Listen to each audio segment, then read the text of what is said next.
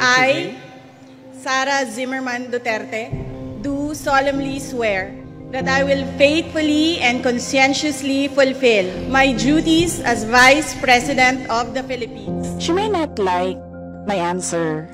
She may not like how I answer.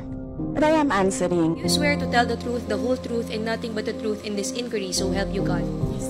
Pag pinatay ako, patayin mo si BBM, si Lisa Araneta, at si Martin Romales. No joke. Imagine myself cutting his head.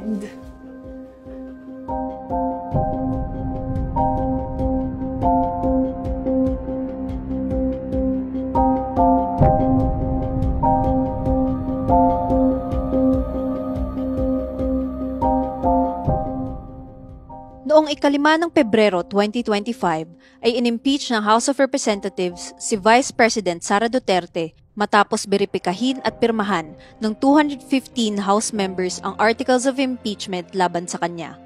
Alinsunod sa Article 11 ng ating konstitusyon, hindi na kailangang magsagawa ng impeachment hearing ang House kung ang Articles of Impeachment ay pinirmahan na ng 1/3 ng lahat ng miyembro nito.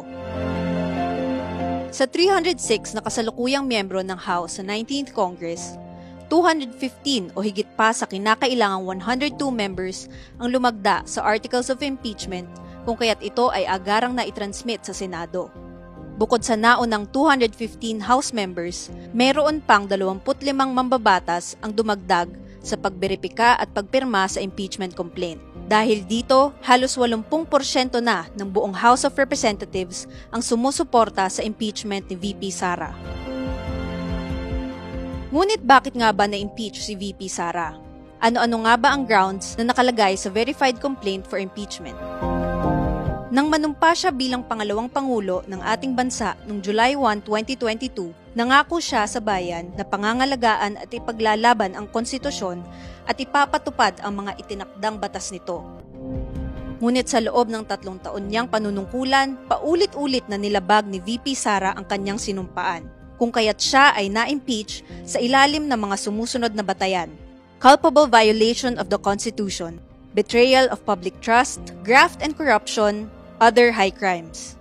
Ang mga paglabag na ito ay patunay lamang na siya ay hindi angkop manungkulan sa gobyerno at nararapat na maalis sa pwesto sa pamamagitan ng impeachment. Narito ang 7 grounds for impeachment na nakapaloob sa articles ng verified impeachment complaint laban sa pangalawang pangulo. Nakasaad sa Article 1 na si VP Sara ay nagkasala ng betrayal of public trust, nakagawa ng paglabag sa konstitusyon at high crime sa kanyang live press con noong November 23, 2024. Huwag kang mag-alala, ma'am, sa security ko. Kasi may kinausap na ako na tao. Sinabi ko sa kanya, kapag pinatay ako, patayin mo si BBM, si Lisa Araneta, at si Martin Romales. No joke. No joke. Nagbilin na ako, ma'am.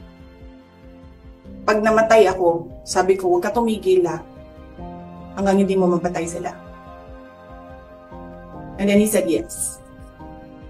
May naunang pahayag din si VP Sara na nagsasabing nais niyang putulin ang ulo ni Pangulong Bongbong Marcos. Gusto ko tanggalin yung ulo niya ba?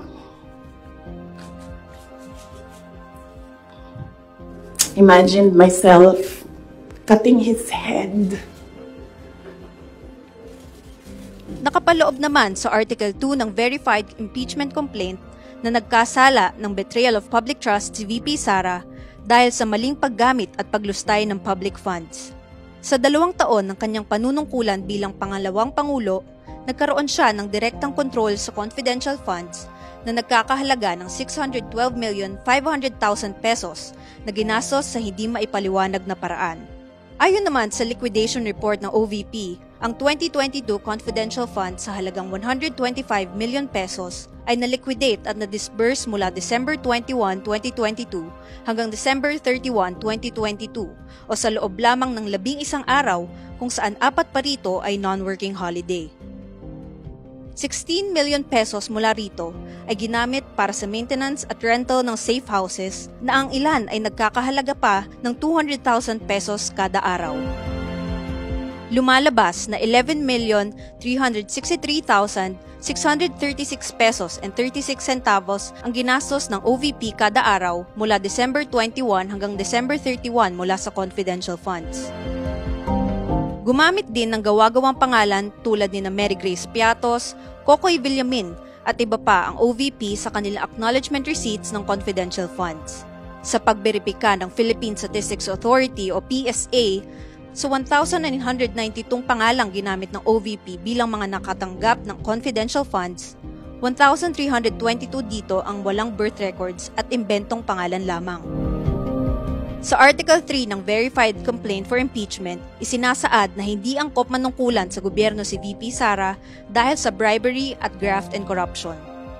Sa pagdinig ng House Committee on Good Government and Public Accountability, inamin ni na former DepEd Yusek Gloria Humamil Mercado, DepEd Director Resty Osias at Chief Accountant Runa Catalan na binigyan sila ni DepEd SDO Edward Fajarda ng monetary gifts mula kay VP Sara.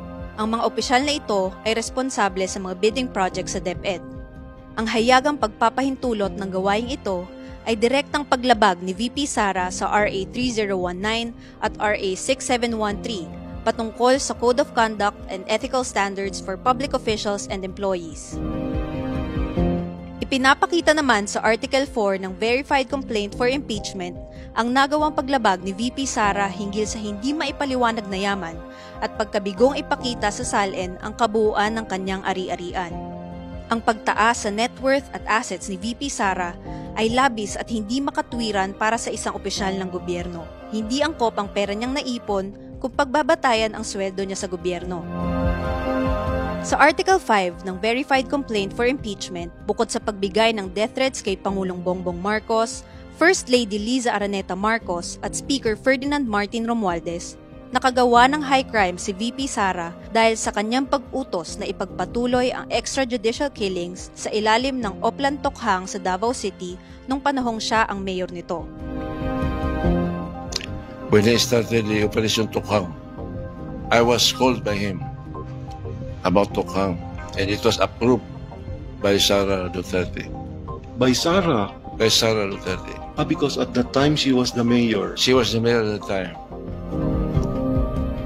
Nakapaloob naman sa Article 6 ng Verified Complaint for Impeachment na nagkasala ng betrayal of public trust si VP Sara dahil sa kanyang mga gawain at negatibong pahayag na nag-uudyok ng sedisyon at rebelyon laban kay Pangulong Bongbong Marcos at sa kanyang administrasyon.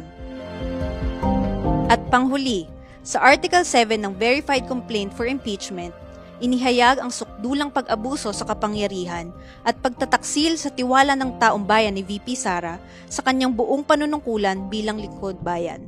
Ang lahat ng mga paglabag na nabanggit sa 7 Articles of Impeachment ay malinaw na patunay ng betrayal of public trust, culpable violation of the Constitution, at graft and corruption ni VP Sara. Pinagtitibay nito na hindi siya naaangkop manungkulan sa gobyerno at nararapat lamang alisin sa pamamagitan ng impeachment. Kung mahahatulang guilty ng Senado bilang impeachment court, hindi na rin maaaring humawak ng anumang pwesto sa gobyerno si Vice President Sara Duterte.